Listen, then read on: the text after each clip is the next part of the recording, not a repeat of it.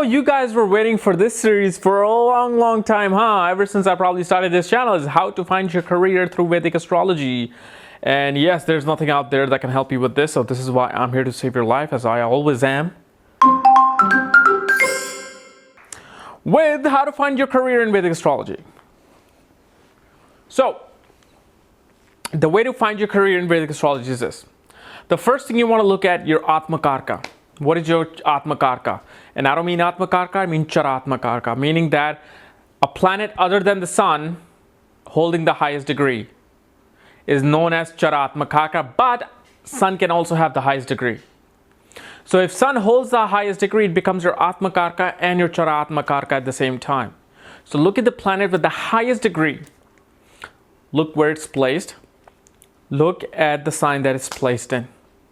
Look at the nakshatra it's placed in, and then look at where the nakshatra lord is sitting. Okay, but mainly what you want to do is look at the house and sign that the Atmakarka is placed in, because the nakshatra is just going to tell you how good or bad it's going to be, which again is not in my hand. You can have a bad career, you can have a good career. I mean, I'm just here to tell you what it's gonna signify as far as what career you're going to be doing. So look at the placement of that. That will tell you that what kind of field I'm going to go into. So let's say if sun is your Atmakarka. Sun represents politics, government, arts, and cinema. Okay, these are the things that sun represents. Sun represents authority, meaning that being a manager somewhere, is being a CEO somewhere. So if sun is your Atmakarka, one of these things are gonna end up being your chosen line of work. And I'm gonna get a lot of 20-year-olds, well, I'm not this, this is my passion, and sun has nothing to do with my passion, blah blah. Look here, Sonny, I got wisdom. I'm the Gandalf here. You ain't the Gandalf, I'm the Gandalf. So you're gonna have to listen to me, because when you turn 35, you're gonna have total different outlook about life and what you're gonna do. Okay, most people think something at 20, end up doing something by the time they're 28, 35, 36. Okay, you know what I wanted to be when I was 20 years old? A painter, an artist. And for that, I would have been right now on the street begging for money. I wanted to work for NASA at 20. I'm like, I wanted to work for NASA. Yeah. For that, you're gonna have to get good grades in school. Who knew I was gonna be here and making videos on YouTube and writing books for a living? I would have never thought that. So never question that, okay? And so look at the Atmakarka, where it's placed in. Then let's talk about the next step. Now, once you find Atmakarka, and pretty much I made a video on what is Atmakarka. Atmakarka is your soul's lesson. What your soul is here to learn. What kind of a situation it's here to deal with. And you're going to deal with that, okay? So once you find the Atmakarka, then you want to find Amatyakarka. What is Amatyakarka? Amatyakarka is like a minister to the soul. It's the guider of the soul. So if the soul has a destination to go to, the Amatyakarka will help the Atmakarka. You'll say, okay, I have a car, let's go. So Amatyakarka will put Atmakarka on the car and zoom, they'll go. So Amatyakarka is the planet that is holding the second highest degree in your horoscope, besides Uranus, Neptune, Pluto, and Ketu. Never count these 4 planets as the Atmakarka or Amatyakarka, okay? Always look at the other planets, okay? So look at the second highest degree of planets in your horoscope. That will become your car for your soul. So if your sun represents your politician, so let's say, Rahu becomes the Amatyakarka. Rahu is holding the second highest degree. So Rahu will tell the sun, hey, here's my car, let's go. So sun will sit on his car and Rahu will help the soul go there. So if sun represents government, entertainment, and art, Rahu pretty much represents the same thing. Government, entertainment, art, photographers, illusion magicians. Okay, so based on Rahu's right, sun will go to its destination. So then you can look at the Amatyakarka and say, okay, so I'm going to become a politician, but with the help of Rahu. And Rahu is in my, let's say, 7th house. So through law, I should become a lawyer. And through becoming a lawyer or becoming a businessman, since Rahu is representing that, I will lead towards myself to politics. You see how that kind of helps? Then next thing you want to do is obviously look at your 10th house. 10th house is really, people have started calling the house of career, but it's called Karamsthan, what you're here to do. You know, it could be anything other than the career as well. What if you're a mechanic at somewhere, but your karma is to go out and help the poor in the world? Okay. So really, the way you can look at the 10th house is authority. What kind of an authority will you have in this world? Will you have authority or will you not have authority? Will you be a manager or will you be an employee all the time? So for example, let's say if Capricorn is your 10th house and Lord of Capricorn is Saturn. Capricorn represents what? Structure, discipline, and order. These are the 3 things about Capricorn. Okay? And that can be applied anywhere. This is where you have to see where Saturn is placed. So if the 10th Lord is placed in the 4th house, okay, and in the sign of Cancer, that can represent several things. Structure, order, and discipline in the real estate business. Structure, order, and discipline into home business. Okay? Structure, order, discipline into taking care of others. Taking care of elderly people. I've seen combination of Saturn, the Capricorn, in the 4th house of Cancer having opened up a nursing home. Because Saturn represents what? Old people. Okay, besides the oil and the iron that it usually represents, in the 4th house, you know, it represents a home environment, real estate, home, and old people. And in Cancer is a sign of taking care of other people, mother's nourishment. So this can be a place where somebody has opened up their own nursing home to take care of older people, or take care of any, you know, homeless people, or they have homeless shelter. Homeless shelter is a business.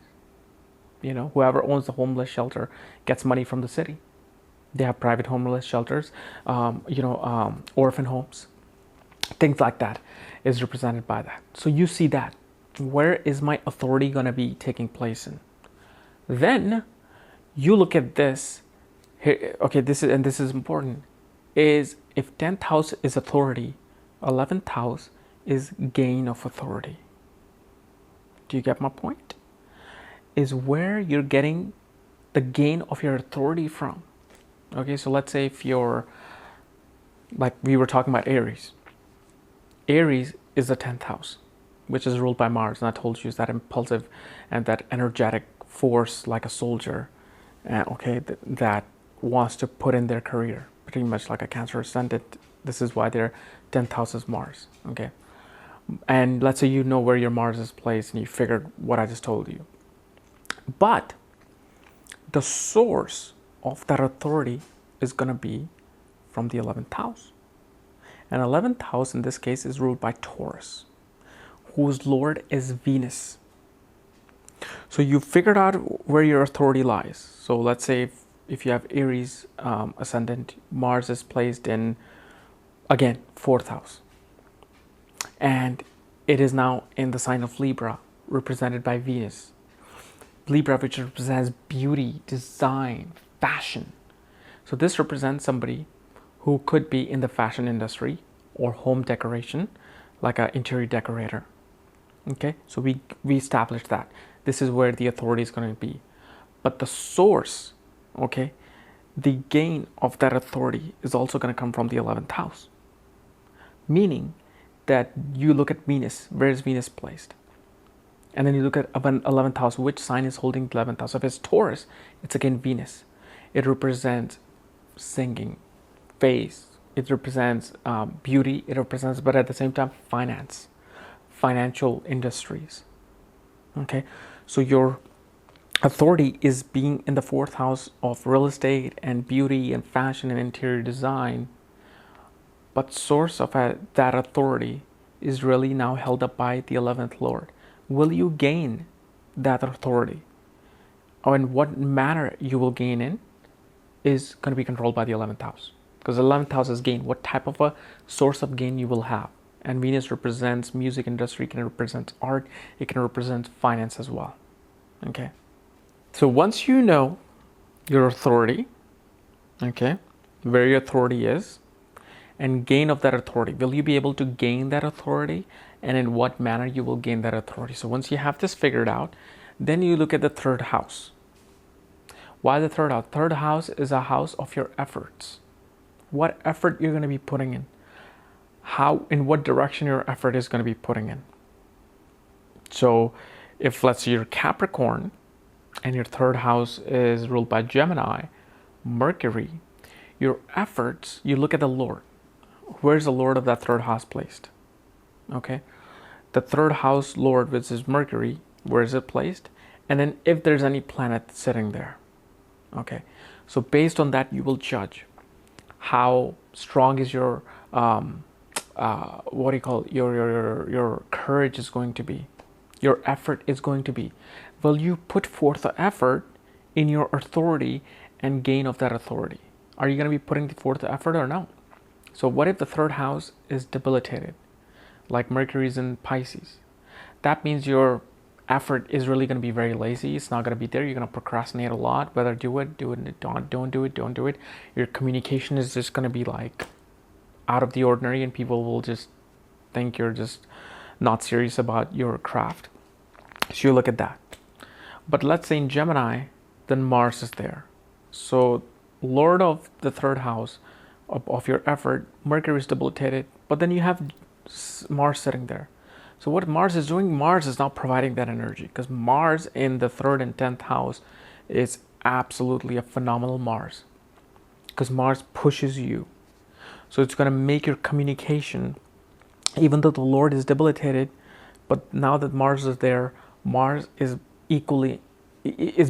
bringing that balance to your efforts.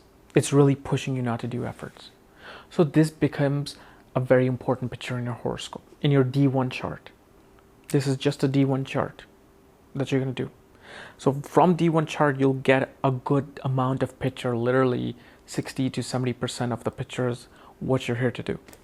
Then you go to a D10 chart, the Samsa chart, opening up your 10th house surgically and looking inside of it. There you look at the 10th house. Who's in this 10th house and where the 10th house Lord is placed in. And all the time, every single time, the structure on the D1 chart is going to support, it's going to complement the D10 chart, and D10 chart is going to complement the D1 chart. Always. I have never seen where it's not complementing it. Okay, there's a reason why divisional charts are there. So then you look at the 10th house, the 10th Lord, where they're placed in. Then in D10 chart, you look at the 3rd house. 3rd house of your efforts. How are the surgical, when you open it up, how is your actual efforts in your career, your authority?